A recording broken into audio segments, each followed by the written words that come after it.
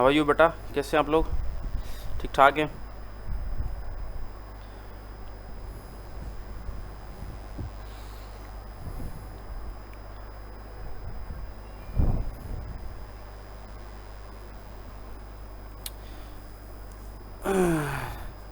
चलें जी, let's start as we are almost at the time starting time of our class at 10 AM। तो आपके जो CR हैं उनके साथ मैंने लिंक शेयर कर दिया था, जो कि होपफुली कि आप लोगों के जो व्हाट्सएप ग्रुप वगैरह है वहाँ पे भी शेयर हो चुका होगा। बट आपके CR जो है वो आज एब्सेंट है, उनको कोई काम था, हॉस्पिटल वगैरह जाना था, अहमदाबाद। अच्छा, so let me give you a little bit update about what I have updated on LMS. Hopefully that if you have visited the LMS, so hopefully if you have visited the LMS, तो आपने देखा होगा कि वहाँ पे जो है I have uploaded a latest video regarding the software implementation on the in the virtual class at the week number 12, and in continuation with all the lectures that I have uploaded. So up till now I was able to upload 4 videos on YouTube and share the link on LMS. The first video was regarding the SDLC and Agile Driven Development, जो कि week number 9 में जो है मैंने upload किया, and then I uploaded the software design part 1 lecture in which I have uploaded on week number 10, and then week number 11 I uploaded the second part of the software architecture, the software design that was related to the software architecture, which we have discussed in the last class.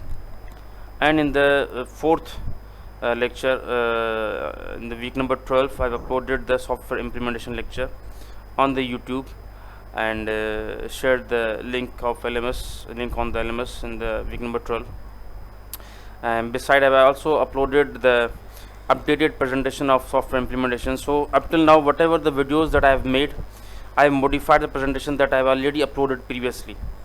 So when you see there's a new video appearing on the LMS, it means there will be updated presentation as well. So that will not be changed after the video is uploaded.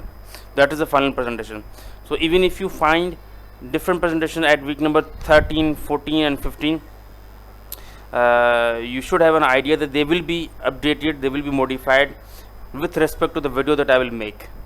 So you are free to upload, free to download all the presentations, but the final presentation that you should consider when the video is uploaded. तो अभी तक जो week number 12 तक जितने भी videos उनके साथ presentation मैंने upload किए that are final. So if the final exam that will happen, and inshallah will happen, तो उसके हिसाब से जो lectures होंगे वो वही होंगे जो presentation में upload कर चुका हूँ, ठीक है? So in the last video that I have uploaded, I have discussed issues related to the software implementation. So implementation is more related towards the coding, when which I have talked about the source code, binaries, scripts, executables, etc. We discussed about the artifacts and workers. So artifacts related to the architect, system integrator, component engineer, and discussed about the implementation model, deployment model. Deployment model I have discussed previously in the last lecture. Architecture description, जो कि जो है बेटा थोड़ा सा please अपने जो है वो माइक को प्लीज़ ऑफ कर दें।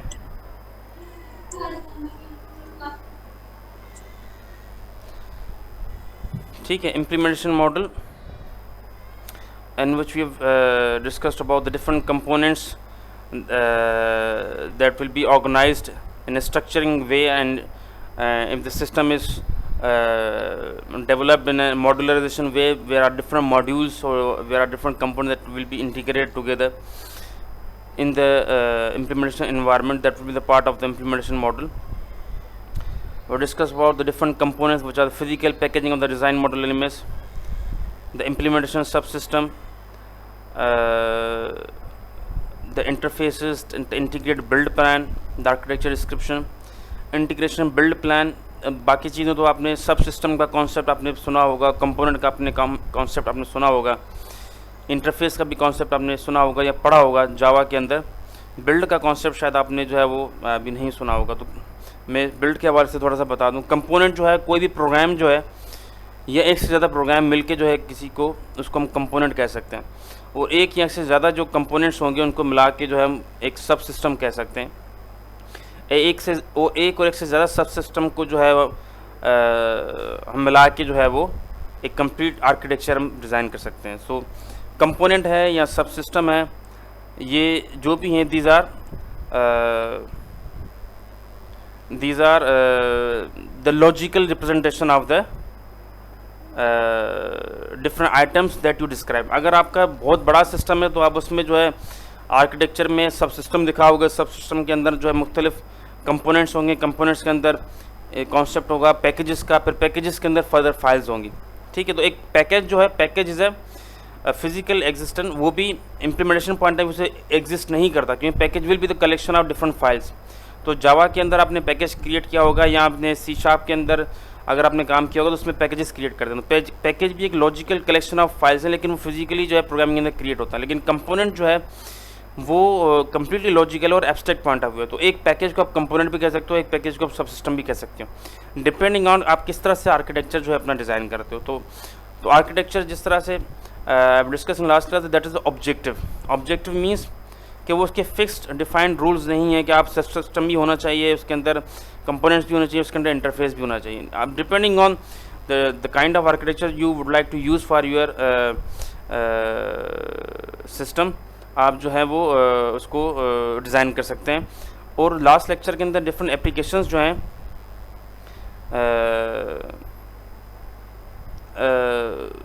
वो भी डिस्कस किए, कौन सा आर्किटेक्चर जो है किस एप्लीकेशन में जो है वो अप्लाई हो सकता है। बट अपने क्वेश्चन जो संभाल के रखें। So let me just give you a little review of the lecture और summary of the lecture, then we go towards the question and answer session. ठीक है, तो इस हवाले से अभी डिस्कस्ड। अच्छा, बिल्ड के हवाले से मैं बात कर रहा था कि बिल्ड जो है वो भी बहुत कॉमनली इस्तेमाल होता है सॉफ्टवेयर इंडस्ट्री के अंदर। तो बिल्ड बेसिकली कहा जाता है कि जब आपने कोई चेंजेस की हो, फॉर एग्जांपल आज या कल या परसों आपने कोई चेंजेस की हो, तो चेंजेस करने के बाद जब एक आप पूरा कंपाइल्ड करके कोड जो है एक एग्जीक्यूटेबल फाइल जो आप बनाते हो, शायद उसमें आप थोड़ी सी ही चेंजेस आपने की हो, वो अभी दैट कंपाइल्ड कोड जो है वो एक्जी फाइल है, that's not ready to deliver to the client. वो सिर्फ आपके जो है वो सॉफ्टवेयर हाउस के अंदर ही जो है जितनी चेंजेस की आपने जो है वो उसको आपस में कंपाइल करके एक बिल्ड बना ली। So build basically the executable file जो कि एक डिफरेंट स्टेज में आफ्टर मॉडिफिकेशन आप बनाते हो। तो जब सॉफ्टवेयर हाउसेस के अंदर काम करते हैं तो वो कहते हैं भाई ये कौन सी वाली बिल्ड है। जिस तरह मैं काम करता था तो हमसे पूछते थे कौन सी वाली बिल्ड है, तो हम कहते हैं सर ये डेट नंबर दिस 20 जून या 22 जून की जो है वो बिल्ड है। मीन्स कि 20 जब से प्रोजेक्ट स्टार्ट हुआ है उससे लेकर 20 जून तक जितनी भी अपडेटेड चीज़ें थी वो इस बिल्ड के अंदर मौजूद है। ठीक है, तो बिल्ड बेसिकली एक वर्जन आप कह सकते हो, लेकिन it is considered at the development phase. ठीक है, तो ये सॉफ्टवेयर हाउसेस के अंदर टेक्निकल टीम के अंदर जो है वो नॉर्मल क्लाइंट को या नॉर्मल यूज़र एंड को जो है उसका नहीं पता होता, ये आप ही के जो है वो इंडस्ट्री के अंदर इस्तेमाल होता है। तो भाई पूछते हैं कि कौन सी बिल्ड है, तो इसको अपने जहन में रखिए कि जब आपसे पूछा जाए किसी इंटरव्यू के दरमियान कि भाई आर्किटेक्चर क्या होता है, सब सिस्टम क्या होता है, कंपोनेंट क्या होता है, बिल्ड क्या होता है। और अच्छा, बिल्ड एक और चीज़ जो है जो मैं आपके साथ डिस्क्राइब कर दूं,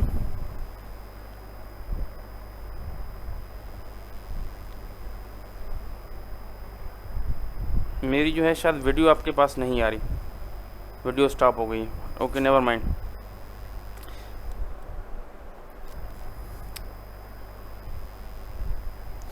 तो बिल्ड जो है आपसे जो है वर्जन आपके पास बिल्ड होता है और आपके पास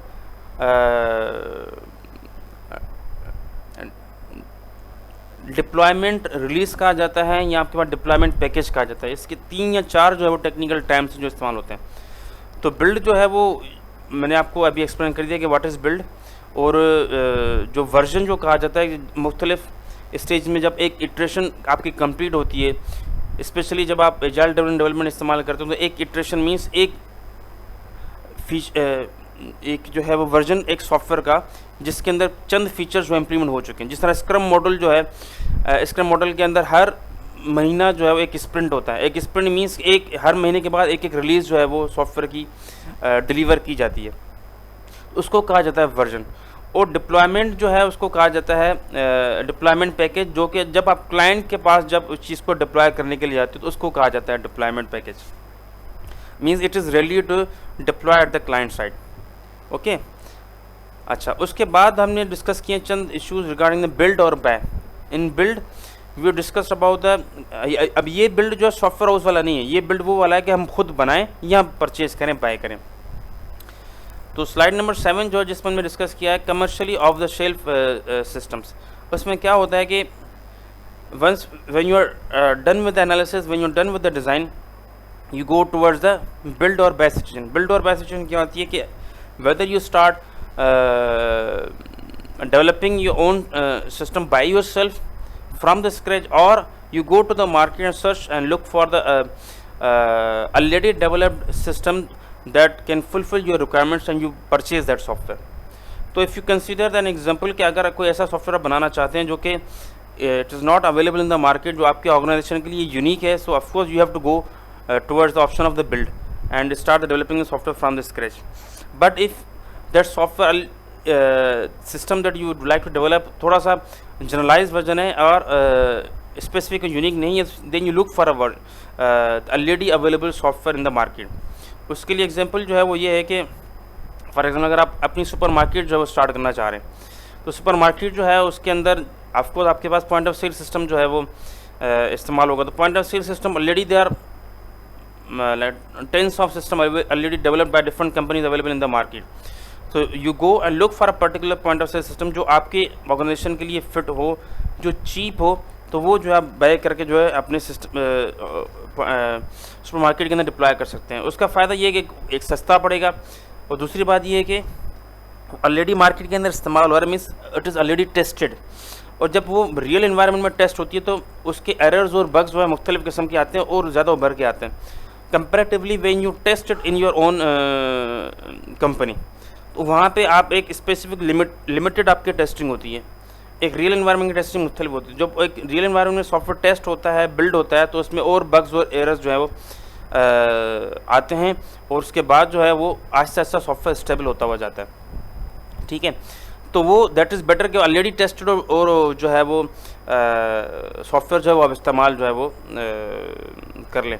और इसका एग्जांपल ये है कि रियल इन्वायरमेंट में जिस तरह आपका माइक्रोसॉफ्ट विंडोज़ है, माइक्रोसॉफ्ट विंडोज़ में Microsoft invest like hundreds of millions of dollars, जो एक CD और DVD बनाते हैं विंडोज़ की, फिर उससे बिलियंस ऑफ डॉलर्स कमाते हैं। लेकिन जब वो CD और DVD आप परचेज़ करते हो या माइक्रोसॉफ्ट विंडोज़ डाउनलोड करके इंस्टॉल करते हो, तो इंस्टॉलेशन जैसे ही करते हो कुछ अर्से के बाद उसकी अपडेट्स आ रही होती हैं। मीन्स इतनी बड़ी कंपनी जो एक सॉफ्टवेयर बनाती है उसमें भी अपडेट्स, एरर्स और बग्स आते रहते हैं। So it is very much common. ठीक है, पर आहिस्ता आहिस्ता वो चीज़ स्टेबल होती भी जाती है। सो बिल्ड और बाय का मतलब either you go for the code system जिसको commercially off the shelf system कहा जाता है, या you go for building your own system from the scratch. ठीक है, अच्छा, इसमें एग्जांपल दिया हुआ मेडिकल रिकॉर्ड सिस्टम का कि आपके मेडिकल रिकॉर्ड सिस्टम का जो पैकेज है वो बाय कर लें जो ऑलरेडी इस्तेमाल हो रहा है हॉस्पिटल में। It will be cheaper and faster to use rather than developing a system in your own language. We discuss about the component model. We discuss about component model क्या होता है। आपके पास मुख्तलिफ जो है वो कंपोनेंट्स होंगे, उस कंपोनेंट्स के अंदर जो है वो मुख्तलिफ़ किस्म की चीज़ों की आपकी DLL फाइल्स होती हैं, आपकी जो है वो एम्प्लॉयमेंट लिस्ट रिक्वेस्ट होती है, सिलेक्ट कोर्सेज है। जिस तरह एक एग्जांपल दिया हुआ है स्लाइड नंबर 10 के ऊपर, जिसमें एक कैंपस मैनेजमेंट सिस्टम के हवाले से जो है मुख्तलिफ कंपोनेंट्स दिखाए गए हैं कि प्रोफेसर है, डेटाबेस है, प्रोफेसर इन्फॉर्मेशन है, कोर्स की इन्फॉर्मेशन है, select courses, these are different courses जो डिफरेंट इन्फॉर्मेशन जो है वो राइट करेंगे। ठीक है, and we discuss about mapping of analysis model and design model and implementation model. ये बड़ी ज़बरदस्त किस्म की स्लाइड है जो कि आप सॉफ्टवेयर डिज़ाइन की प्रेजेंटेशन में भी देखोगे और सॉफ्टवेयर इम्प्लीमेंटेशन की प्रेजेंटेशन में भी देखोगे। जो सॉफ्टवेयर डिज़ाइन की प्रेजेंटेशन में आपको दिया हुआ एनालिसिस मॉडल और डिज़ाइन मॉडल के, एनालिसिस मॉडल के अंदर कौन सी चीज़ें होंगी, उनकी कंपैरेटिवली डिज़ाइन मॉडल के अंदर कौन सी चीज़ें होंगी। इस स्लाइड नंबर जो है वो 12 और 12 के अंदर जो है एनालिसिस मॉडल और डिज़ाइन मॉडल और इम्प्लीमेंटेशन मॉडल, ठीक है, उस हवाले से आपको तीनों कंपैरिजन में दिए हुए कि एनालिसिस में क्या चीज़ होगी, डिज़ाइन के अंदर क्या चीज़ होगी और जो है वो इम्प्लीमेंटेशन के अंदर को क्या चीज़ होंगी। और दो एग्जांपल दिया हुआ है C++ का और VB सोर्स कोड का। C++ के अंदर जो है वो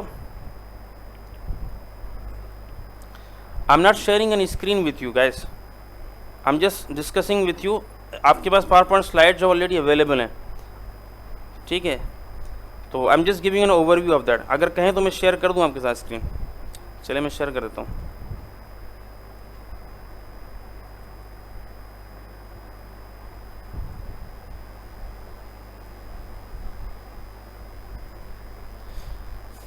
ठीक है, तो ये जो है वो एनालिसिस मॉडल है, ये जो डिज़ाइन मॉडल है, ये इम्प्लीमेंटेशन मॉडल है, या प्रोग्रामिंग पॉइंट ऑफ व्यू का जो टेक्निकल एस्पेक्ट है। तो ये जो है आपके पास C++ सोर्स कोड के हवाले से दिया हुआ है। इसमें एनालिसिस क्लास है, डिज़ाइन क्लास है, उसके कंपैरेटिवली C++ क्लास है। यहाँ पे इसको एट्रीब्यूट कहा जाता है, इसमें भी एट्रीब्यूट कहा जाता है, इसमें स्टैटिक वेरिएबल कहा जाता है। सेम वे ये इस तरह की भी जो है वो दी हुई कि आप डिज़ाइन की से इम्प्लीमेंटेशन की तरफ जाओगे तो वो क्या डिफरेंस होगा। तो you go from analysis, you go to the design, you go to the implementation. तो एनालिसिस मॉडल के अंदर जो है आपकी जो है वो को जो इसका मेन जो एनालिसिस और डिज़ाइन का फ़र्क है कि एनालिसिस की तरफ से आप स्पेसिफिकेशन की तरफ जाते हो और डिज़ाइन जो है आपको स्पेसिफिकेशन से इम्प्लीमेंटेशन की तरफ लेके जाता है, ठीक है। एनालिसिस का जो एंड आउटपुट है, उस एंड आउटपुट के अंदर जो है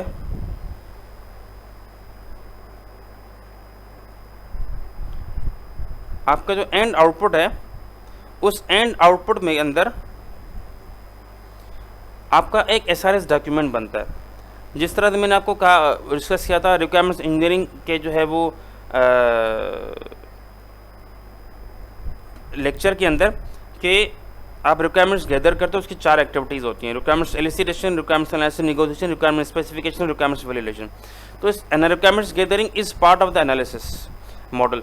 अब एनालिसिस के अंदर एंड में जो बनता है वो एक SRS डॉक्यूमेंट बनता है। SRS डॉक्यूमेंट के अंदर जो है पूरे के पूरे एक लिहाज से आप कॉन्ट्रैक्ट होता है जो कि आप क्लाइंट के साथ जो है वो शेयर करते हो जब रिक्वायरमेंट्स गैदर करने के बाद कि ये चीज़ें जो है इवेंचुअली ये चीज़ें सॉफ्टवेयर के अंदर आपको मिलेंगी जो हम सिस्टम डिज़ाइन करके देंगे। जब आप फॉर एग्जांपल आप घर के साथ घर की कंस्ट्रक्शन के लिए कोई कॉन्ट्रैक्ट साइन करते हो, कोई कंपनी को कोई टेंडर देते हो, कोई ऐसा, तो आप कॉन्ट्रैक्ट साइन करते हो and both the parties agree to that. So analysis phase is like a relation between you यानी कि software company and the client company. और जब गैदरिंग हो जाती है तो फिर डॉक्यूमेंट साइन होता है, फिर उससे कोई रिट्रैक्ट नहीं करता बैक। डॉक्यूमेंट साइन होता है, भाई ये कॉन्ट्रैक्ट होगा, अब ये फीचर्स होंगे, ये चीज़ें इन्वॉल्व होंगी। फिर एनालिसिस फेज का काम खत्म। फिर then your document give to the your development team, जो आपकी अपनी डेवलपमेंट टीम का काम है, जो वो डिज़ाइन फेज के अंदर सारी चीज़ें जो गैदर की हैं उसको डिज़ाइन करते हैं। फिर डिज़ाइन करने के बाद वो डिज़ाइन की चीज़ें जो है वो इम्प्लीमेंटेशन की तरफ जाती हैं। तो एनालिसिस आपको स्पेसिफिकेशन बना के देता है, स्पेसिफिकेशन जो इनपुट हो जाता है डिज़ाइन का, और डिज़ाइन जो है आपको इम्प्लीमेंटेशन की तरफ लेके जाता है, ठीक है। तो रिक्वायरमेंट्स गैदरिंग हवाले से भी बहुत सारे ज़्यादा कॉन्सेप्ट्स हैं जो कि अभी जो है वो इस जो है हमने डिस्कस नहीं किए क्योंकि this is not part of your course. एक पूरे का पूरा सब्जेक्ट है रिक्वायरमेंट्स इंजीनियरिंग का, जो कि मैं सॉफ्टवेयर 3rd ईयर के अंदर पढ़ा रहा हूँ, जिसमें एक एक एक्टिविटी उसकी एक एक जो है वो टेक्निक्स जो है मैंने डिस्कस की हुई हैं, ठीक है। अलबत्ता जो है जो एनालिसिस और डिज़ाइन की जो चीज़ें हैं, अब सॉफ्टवेयर इंजीनियरिंग का जो आपका सब्जेक्ट है, इसमें थोड़ी थोड़ी सी चीज़ें जो है हम डिस्कस करते हुए जा रहे हैं सुपरफिशियल तरीके से। आपको ये सारी चीज़ें जो है डिटेल में काफ़ी सारी चीज़ें समझाई जाएंगी फर्दर सब्जेक्ट्स के अंदर। फॉर एग्जांपल आपका जो नेक्स्ट सेमेस्टर होगा, द 4th सेमेस्टर, उसके अंदर पूरे का पूरा सब्जेक्ट है सिस्टम एनालिसिस एंड डिज़ाइन का, ठीक है। मैंने इसमें जो है एग्जाम्पल दिया हुआ, अच्छा इसमें अवेलेबल नहीं है, मैंने प्रीवियस सॉफ्टवेयर डिज़ाइन के अंदर सेड के नाम से आपको दिखाया हुआ है कि इसमें सिस्टम एनालिसिस एंड डिज़ाइन जो है कि what does system analysis stand for, what does system design stand for, और सिस्टम डिज़ाइन फर्दर क्या होता है, लॉजिकल डिज़ाइन होता है, फिजिकल डिज़ाइन होता है। तो नेक्स्ट सेमेस्टर के अंदर आपके पास पूरे का पूरा सब्जेक्ट है, उस सब्जेक्ट का नाम है सिस्टम एनालिसिस एंड डिज़ाइन। तो उसमें सिर्फ और सिर्फ आपको एनालिसिस एंड डिज़ाइन में जो है फोकस करके चीज़ें पढ़ाई जाएंगी। तो ये subject give you an little insight about everything. बाकी डिटेल में चीज़ें आप पढ़ते जाओगे। फॉर एग्जांपल आपके जो ये कंपोनेंट मॉडल हैं, आपके जो यूज़ केस जो है वो सिनेरियोज़ हैं, आपके यूज़ केस डायग्राम्स जो हैं ये आप डिटेल में पढ़ोगे इंट्रोडक्शन टू सॉफ्टवेयर डेवलपमेंट के सब्जेक्ट के अंदर, जिसके अंदर आपके पास प्रैक्टिकल भी है। उस लैब के अंदर अब ये सारी चीज़ें सॉफ्टवेयर टूल्स के अंदर आप खुद जो है वो उसको डिज़ाइन करोगे, ठीक है।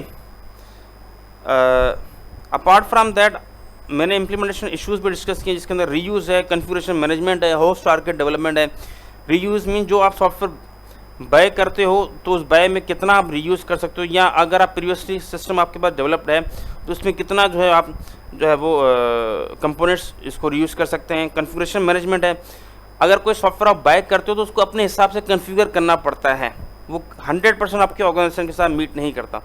फॉर एग्जाम्पल अगर आप मैक्स बचत पे जाओ तो मैक्स बचत में आपके पास सब्जियां, फ्रूट्स वगैरह अवेलेबल हैं और कंज्यूमर चीज़ें हैं। अगर आप दाऊद में जाओ तो दाऊद में ये सेम सॉफ्टवेयर इस्तेमाल हो सकता है, लेकिन वहाँ पे आपके पास मीट भी अवेलेबल है, फिश भी अवेलेबल है, आपके पास बेकरी आइटम्स भी हैं अवेलेबल। तो वो उस सॉफ्टवेयर को फर्दर मॉडिफाई करके कन्फिगर करना पड़ेगा दाऊद सुपरमार्केट के हिसाब से, तो उसको कहा जाता है कन्फिगरेशन मैनेजमेंट।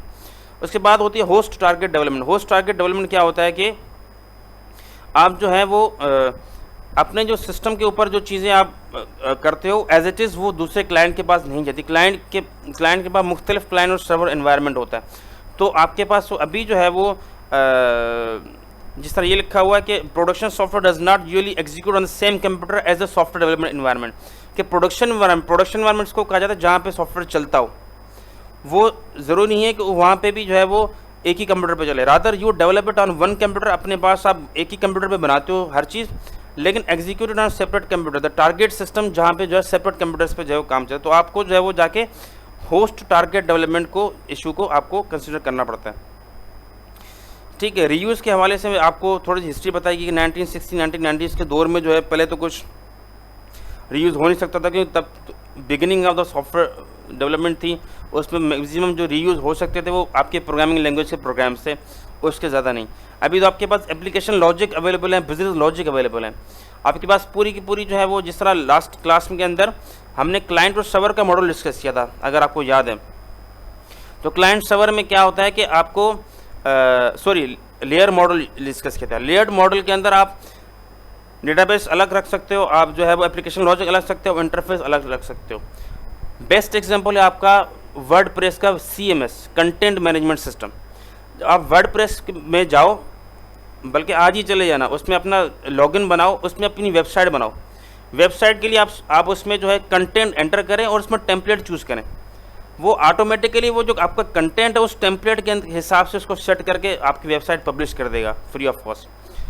अगर आप चाहते हो यार ये जो वेबसाइट मुझे अच्छी नहीं लगी, इसका कोई टेम्पलेट चेंज करना है, तो प्रीवियसली ये चीज़ मुमकिन नहीं थी। प्रीवियसली आप पूरे का पूरा कंटेंट उठा के आपको दोबारा दूसरे नए टेम्पलेट के अंदर जो है वो डालना पड़ता था। अभी क्या है, क्योंकि वो सेपरेट लेयर्स में है, तो आप सिर्फ टेम्पलेट चूज़ करोगे, आपका CMS जो ऑटोमेटिकली पूरे का पूरा कंटेंट उस टेम्पलेट के हिसाब से with in a matter of seconds जो है वो मॉडिफाई करके आपको डिस्प्ले कर देगा। तो सारी की सारी जो ये डिफरेंट लेयर्स के अंदर ये चीज़ें रखी गई हैं, बिजनेस लॉजिक और कंपोनेंट जो कि इसको चीज़ को वहाँ पर रीड करके कंटेंट उसके हिसाब से अप्लाई करेंगे, वो चीज़ें रीयूज़ हो रही हैं। अब वो सेम टेम्पलेट मल्टीपल लोग भी इस्तेमाल करें, रीयूजेबिलिटी हुई, और आपका जो कंटेंट है वो हर टेम्पलेट में जो है वो अप्लाई हो सकता है with in a matter of seconds, तो वो चीप भी पड़ेगा और फास्टर भी होगा, ठीक है। I have discussed about the other licensing as well, जहाँ पे ओपन सोर्स डेवलपमेंट के हवाले से मैंने डिस्कस की है कि ओपन सोर्स डेवलपमेंट जो है वो होती है कि आप सॉफ्टवेयर जो है वो ओपन सोर्स सॉफ्टवेयर पे जो है वो डिज़ाइन करें, बनाएं, लेकिन क्या आपके मुख्तलिफ लाइसेंस जो हैं वो आपको फोर्स करेंगे कि फॉर एग्जांपल आपका जो है GNU का लाइसेंस है, जनरल पब्लिक लाइसेंस, जिसके अंदर कहा जाता है कि that means if you use open source software that is license under the GPL then you must make the software open source. Means अगर आप GNU लाइसेंस अप्लाई कर दो, जो ओपन सोर्स सॉफ्टवेयर आपने इस्तेमाल किए हैं जो है वो उसको बनाने के लिए, तो आप जो खुद एंड प्रोडक्ट आप डिज़ाइन करोगे वो भी आपको ओपन सोर्स ही रखनी पड़ेगी। ओपन सोर्स का मतलब है उसका सोर्स कोड जो है आप इसको ओपन रखोगे ताकि लोग उसको मॉडिफाई कर सकें। फिर GNU लेसर जो है जनरल पब्लिक लाइसेंस है, जिसके अंदर क्या होगा कि when you write component that link to open source code without having to publish the source code of this component. Means आप ओपन सोर्स सॉफ्टवेयर इस्तेमाल करें, अपने सिस्टम डिज़ाइन करें, सिस्टम को भले फ्री दे दे लेकिन उसका सोर्स कोड जो है आप फ्री ना रखें। दूसरा है Berkeley standard distribution, this is the non reciprocal license, जिसके अंदर आप जो है वो ओब्लाइज नहीं है कि ओपन सोर्स जो है वो अपने सॉफ्टवेयर को जो है वो रखें। आप चाहें तो उसको प्रॉपर्टी आइटम के तौर पे सेल कर दें। प्रॉपर्टी आइटम मीन्स कि ऐसा लाइसेंस आइटम जिसको आप सेल करके पैसे कमा सकें। तो इन चीज़ों के बारे में जो है हमने I've discussed in the each and every slide I discussed previously in the video lecture that is uploaded on your LMS। ठीक है, अब स्क्रीन जो है मैंने जो है वो स्टॉप कर दी शेयर करना। This is all about your lecture.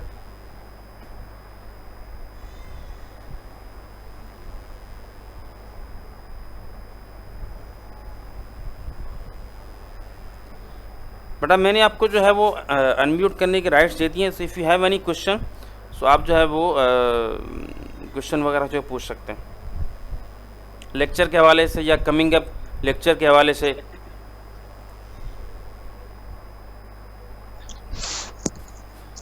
Sir assignment के हवाले से क्वेश्चन है सर। हाँ बोलें बोलें। सर मेरा टॉपिक है रिक्वायरमेंट इंजीनियरिंग। सर वहाँ पर बिजनेस इंजीनियरिंग भी लिखा हुआ है, तो सिर्फ रिक्वायरमेंट इंजीनियरिंग को डिस्क्राइब करना है या बिजनेस इंजीनियरिंग को साथ में, या अलग अलग करना है दोनों को? कहाँ लिखा हुआ बिजनेस इंजीनियरिंग? सर मेरा टॉपिक है रिक्वायरमेंट इंजीनियरिंग। हाँ में मैं वहीं पर आगे समझ ब्रैकेट में है बिजनेस। एक minute, let me open it.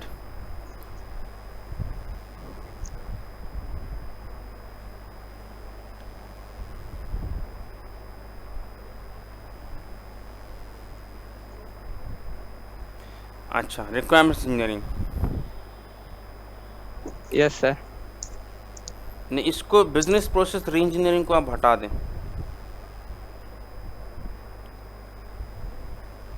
ये जो है मेरे से थोड़ी सी मिस्टेक हो गई है, क्योंकि रिक्वायरमेंट्स इंजीनियरिंग जो है वो अलग चीज़ है और बिजनेस प्रोसेस री इंजीनियरिंग दोनों मुख्तलिफ चीज़ें हैं। हाँ, तो आई एम सॉरी, ये पता नहीं कैसे मैंने ये दोनों चीज़ें मिक्स कर दी।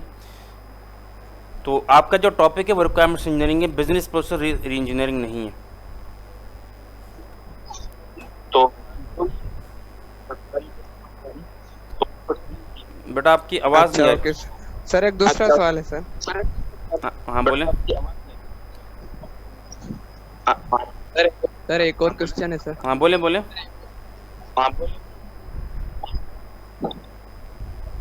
अच्छा पहले तो ये कि इससे लिखा है सॉफ्टवेयर हाउसेस जॉब्स। जी जी जी जी। सर वो सॉफ्टवेयर इंजीनियरिंग के लिखने हैं कि रिक्वायरमेंट इंजीनियरिंग के? अच्छा ठीक है ठीक है ठीक है। पहली बात तो ये आपके जो सीआर नहीं है, तो जो वाइस सीआर है या प्रीवियस सीआर जो है प्लीज़ जो है वो अटेंडेंस जो है वो नोट कर ले। बेटा प्लीज़ बोलना बंद करें। Let me answer the question. Atif please stop talking. जो आपके जो वाइस सीआर है प्लीज़ जो अटेंडेंस वगैरह नोट कर लें। 38 पार्टिसिपेंट्स हैं। और let me answer the question.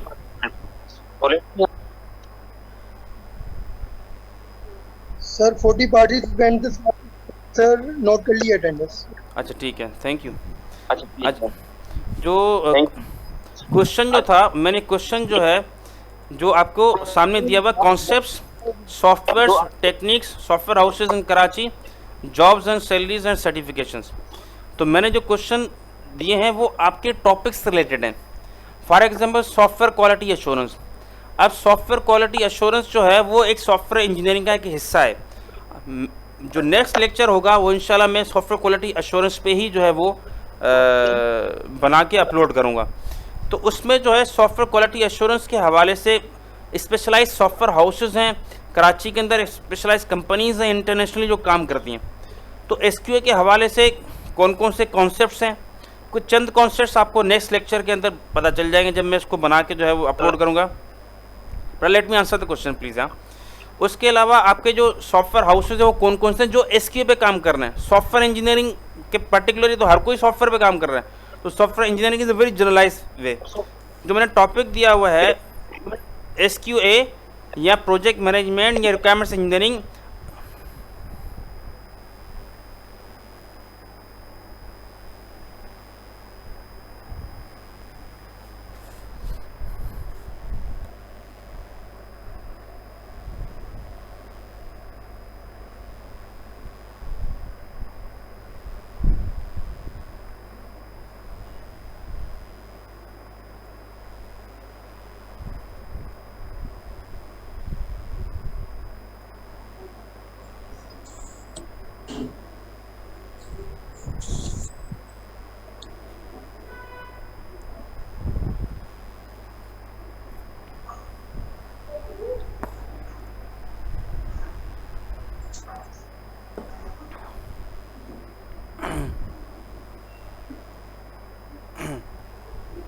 तो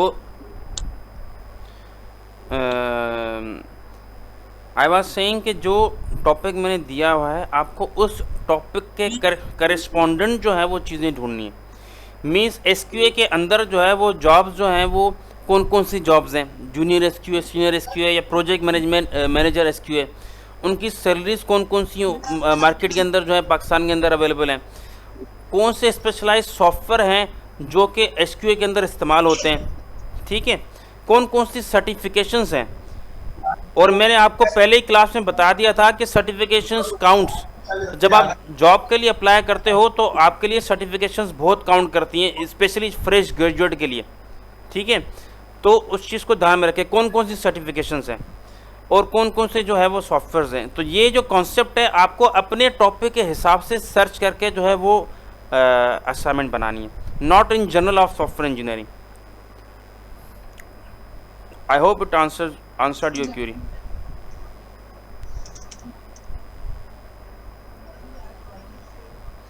जी बेटा कोई क्वेश्चन हो तो पूछ लें।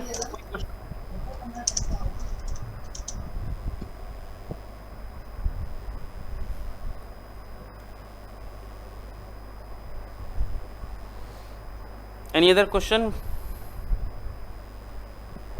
सर अस्सलाम वालेकुम सर, मूंखे इहो पुछणो सर, प्रोजेक्ट तव्हां ॾिनो क्वेश्चन नंबर 4 में असाइनमेंट में। जी जी सर इन जो प्रोजेक्ट जी बेटा प्रोजेक्ट, हाँ सर वो जो प्रोसेस मॉडल आहिनि न सर, वो इहो प्रोजेक्ट जे बारे में असां तंहिंजे लाइ असांखे समझ न लॻे पियो प्रोसेस मॉडल वगैरह। अच्छा अच्छा ठीक है जी सर। ठीक है। देखिए डेवलपमेंट मेथोडोलॉजी जो है हमने 2 लेक्चर्स पे की, एक प्लान ड्रिवन डेवलपमेंट मेथोडोलॉजी, दूसरे agile driven development methodology. Plan driven के अंदर हमने ट्रेडिशनल जो वाटरफॉल मॉडल हमने डिस्कस किया है, हमने स्पायरल मॉडल हमने डिस्कस किया है, हमने वी मॉडल डिस्कस किया है। तो ये जो मॉडल्स हैं ये मॉडल्स हैं ट्रेडिशनल, ठीक है। और दूसरे जो मॉडल हैं आप हमने दूसरा लेक्चर था एजाइल ड्रिवन डेवलपमेंट, जिसके अंदर हमने स्क्रम डिस्कस किया है, एक्सट्रीम प्रोग्रामिंग जो है हमने डिस्कस की है, इसके अंदर एजाइल डेवलपमेंट हमने डिस्कस किया है। तो ये जो 2-3 मॉडल्स हैं वो एजाइल डेवलपमेंट के बारे से। मेरा असाइनमेंट का टॉपिक ये है कि आप जो है वो इन मेथोडोलॉजीज़ का, ट्रेडिशनल का और एजाइल का, इनका कंपैरिजन जो है आप करें आपस में कि इन सब में फ़र्क क्या है, कौन सी ऐसी चीज़ें हैं जो इन सब में फ़र्क हैं, इनका कंपैरिजन बनाना है। और उसके अलावा कि ये कौन कौन सा जो मॉडल है वो कौन कौन सा मॉडल किस तरह के सॉफ्टवेयर की एप्लीकेशन में इस्तेमाल हो सकता है। फॉर एग्जांपल अगर हम वेबसाइट बनाना चाह रहे हैं जो है वो किसी कंपनी की, तो वो वेबसाइट के लिए हम कौन सा मॉडल इस्तेमाल करेंगे। और अगर वेबसाइट बनाना ही चाह रहे हैं तो वेबसाइट अगर हमें जो है वो कह रहे हैं कि आप जो है वो एयरलाइन रिजर्वेशन सिस्टम का आप बनाए तो उसमें बहुत ज़्यादा टाइम लगेगा। तो अगर बहुत ज़्यादा टाइम है तो आप जो है कौन सा मॉडल इस्तेमाल कर सकते हैं। लेकिन अगर वो कहेंगे भाई जल्दी 2 महीने के अंदर बना दो, हमारे पास टाइम कम है, हमें कौन सा मॉडल इस्तेमाल करना चाहिए। तो आपके जो ये जो कंपैरिजन है आपको खुद करने की ज़रूरत ही नहीं है। आपको ये जो टॉपिक है ये इंटरनेट पे सर्च करोगे आपको हर चीज़ मिल जाएगी। सिर्फ आपको अपने हिसाब से जो चीज़ें हैं इस असाइनमेंट के हिसाब से चीज़ें सर्च करके एक कंसाइज में, एक ऑर्गेनाइज में जाके असाइनमेंट आपको बनानी है, ठीक है। और दूसरी बात मैंने आपको 30% प्लेजरिज्म का कहा है कि सिर्फ एक कंडीशन जो है थोड़ी सी जो मैंने रखी हुई है, क्योंकि मार्क्स जो है वो 40 हैं, कंडीशन रखी हुई है कि आपकी जो बेटा आसफा प्लीज स्टॉप टॉकिंग।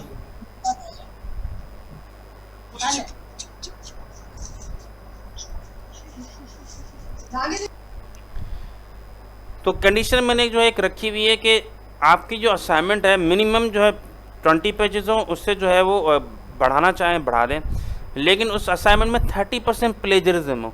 प्लेजरिज्म का जो कॉन्सेप्ट ये है कि इस असाइनमेंट को एक सॉफ्टवेयर से गुजारा जाएगा जिसका नाम होगा टर्निटिन, और एक और सॉफ्टवेयर है। उस सॉफ्टवेयर से जब गुजारा जाएगा तो उस सॉफ्टवेयर का काम है कि इस असाइनमेंट में कोई ऐसी भी चीज़ है जो कि आपने दुनिया में कहीं से भी, किसी बुक से, किसी इंटरनेट से, कहीं से भी अगर आपने as it is copy paste की हुई है तो उसको हाईलाइट कर देगा कि आपने ये चीज़ कहाँ से कॉपी की हुई है, ठीक है ना। तो और उससे और अगर मैं आपने आपस में असाइनमेंट्स कॉपी करेगी, 2-3 बंदों ने मिल बैठ के सेम असाइनमेंट बनाई है, तो उसकी भी कंपैरिजन करेगा इसने इस बंदे से कॉपी करके जो है वो असाइनमेंट बनाई हुई है। तो उसमें मैं चेक करूँगा कि अगर वो 30 वो रेशो बताता है कि वो रेशो बताता है सॉफ्टवेयर कितनी % कॉपी जो की हुई है। अगर जो है वो रेशो 30% जो है 30% जो है अगर वो उससे जो है वो कम होगा तो आपकी असाइनमेंट एक्सेप्टेबल है। अगर 30% रेशो ज़्यादा होगा तो आपकी असाइनमेंट्स में से मार्क्स कटेंगे। क्योंकि मैं ये नहीं रिस्ट्रिक्ट कर रहा कि आप, क्योंकि आप डेटा कहाँ से लाओगे, आप इंटरनेट से ही सर्च करोगे, लेकिन आप जो है वो कंटेंट अपने वर्ड्स के अंदर लिखोगे। 70% एटलीस्ट आपका कंटेंट खुद लिखा हो। मीन्स अगर 20 पेजेस हैं तो 20 पेजेस में से जितना परसेंटेज 30% है, मीन्स मतलब अगर 6 पेजेस को निकाल के 14 पेजेस ऐसे होंगे जो कि मतलब कंटेंट ऐसा होगा जो कि आपका खुद का अपने हाथ का लिखा हुआ होगा। एक तो ये इसके 2 फ़ायदे हैं। एक फ़ायदा ये है कि एक तो ये कि आपकी जो असाइनमेंट है वो 40 मार्क्स की है, ताकि तो कुछ चैलेंजिंग तो हो। 10 मार्क्स की असाइनमेंट थोड़ी है कि आप इंटरनेट से छापा मार के आप एकदम से आ जाओगे 10 marks you will get that. तो 40 मार्क्स के लिए आपको मेहनत करनी पड़ेगी।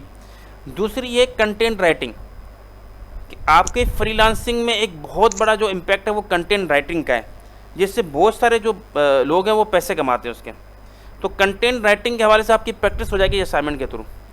अच्छा, अभी मेरे पास 5 से 6 मिनट है, लाइट जाने वाली है, तो प्लीज़ हरी अप करें। कोई ऐसा कोई इंपॉर्टेंट क्वेश्चन है तो जो है वो आप पूछ लें। Thank you. बट आप सर्च, किसी ने कहा एसक्यू के हवाले से, आपको एसक्यू के हवाले से कराची में बहुत सॉफ्टवेयर हाउसेज हैं। इवन अगर आपको सर फ़हीम ने पढ़ाया, सर फ़हीम जानते हैं आप? सर फ़हीम अब्बासी को जानते हैं? अच्छा, कोई मसला नहीं। सर फ़हीम अब्बासी जो भी रिसेंटली जो है PhD के लिए गए हैं हमारे IT डिपार्टमेंट से, वो 8 साल उन्होंने SQL में काम किया है। ठीक है, कराची में आपको बहुत सारे सॉफ्टवेयर हाउस सर्च करोगे आपको मिल जाएंगे। आपको मेहनत करनी पड़ेगी थोड़ी सर्चिंग के हवाले से। ऐसा नहीं कि आप एक रात में बैठो पूरी असाइनमेंट आपको मिल जाए। थोड़े बहुत कॉल घुमानी पड़ेंगी आपको, एक दूसरे से जो सीनियर्स उनसे पूछना पड़ेगा यार कौन कौन से हैं और कौन कौन सी जॉब्स हैं, यार कितनी सैलरी मिलती है। तो ये आपको पता करना पड़ेगी चीज़ें। और ये असाइनमेंट आप लोगों के साथ शेयर होगी तो जो इस फील्ड में जाना चाहते हैं उनके लिए आसान हो जाएगी। उनको आइडिया हो जाएगा यार मुझे सॉफ्टवेयर हाउसेज अगर SQL में काम करना है कहाँ से भी जाना पड़ेगा, कितनी सैलरी मैं एक्सपेक्ट कर सकता हूँ, और जो है वो किस तरह की जॉब होंगी, एक्सेट्रा एक्सेट्रा। कौन सी सर्टिफिकेशन है स्पेशली, जो मैंने कहा था कि एक्सट्रीमली इंपॉर्टेंट है सर्टिफिकेशन आपकी।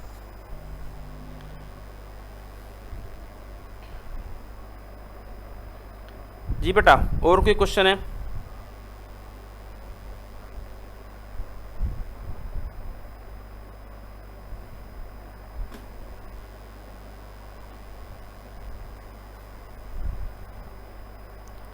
और कोई क्वेश्चन तो नहीं है बेटा?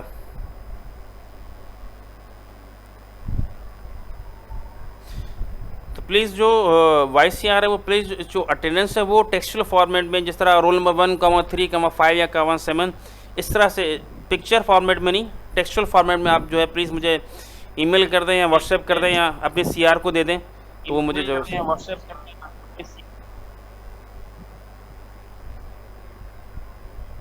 और अगर आपका और भी अगर क्वेश्चन हो तो वो क्वेश्चन जो है आप LMS के ऊपर जो डिस्कशन फोरम है आप उस पर जो पेश कर सकते हैं। तो whenever I will log in on the LMS तो मैं आपके साथ जो है वो उसका आंसर दे दूंगा। जी सर, मेरा क्वेश्चन ये कि जैसे आपने बोला ना रिपोर्ट लिखनी है, ये असाइनमेंट जो है हमारी रिपोर्ट टाइप होगी, तो सर रिपोर्ट की फॉर्मेट में लिखें या फिर जिस तरह आपने डिटेल्स दी उस हिसाब से लिखें? देखिए, रिपोर्ट का मतलब मैं मुंह से निकल जाता है रिपोर्ट, तो रिपोर्ट मीन्स आपको एक डॉक्यूमेंट बनाना है। ठीक है, आप रिपोर्ट का मतलब आप फ्रंट पेज वगैरह बनाओगे, टाइटल वगैरह लिखोगे, सबमिशन सबमिटेड बाय दिस, हाँ आप टेबल ऑफ कंटेंट्स बनाओगे, वो तो होगा ना कि इसमें आपने लिखा क्या है। But these will not be part of your assignment. जो मैंने 20 पेजेस कहे हैं, I am talking about the content. ये जो आपके जो अगर आप एब्रीविएशंस लिखते हो या आप ग्लोसरी लिखते हो या रेफरेंसेस लिखते हो, मैंने रेफरेंसेस किस तरह से मैनेज करने, मैंने उसका भी वीडियो आपके साथ मैंने जब क्लास ली थी मैंने आपको कर बना के बताया था कि आपको रेफरेंसेस किस तरह से मैनेज करने वर्ड के अंदर ऑटोमेटिकली। अगर नहीं तो आप प्रीवियस क्लासेस की जो है वो वीडियो डिस्कशन की आप देख लें, जो वर्ड के अंदर आप साइटेशन किस तरह से, तो आपकी साइटेशंस ऑटोमेटिकली मैनेज होने चाहिए।